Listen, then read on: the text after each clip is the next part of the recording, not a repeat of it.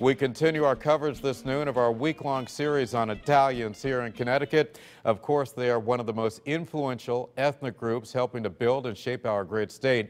This noon, we are taking you out to Middletown, a city that was greatly influenced by the Sicilian town of Melilli.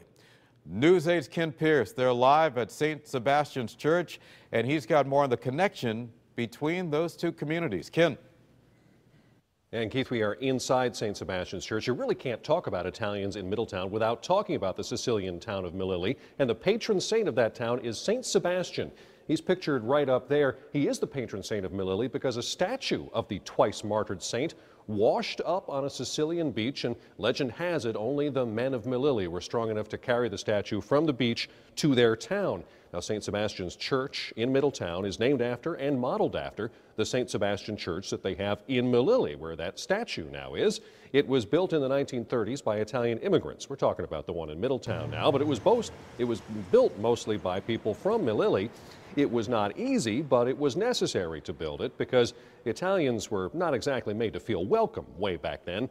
In the early 20th century, Italians were even restricted on where they could open up a business.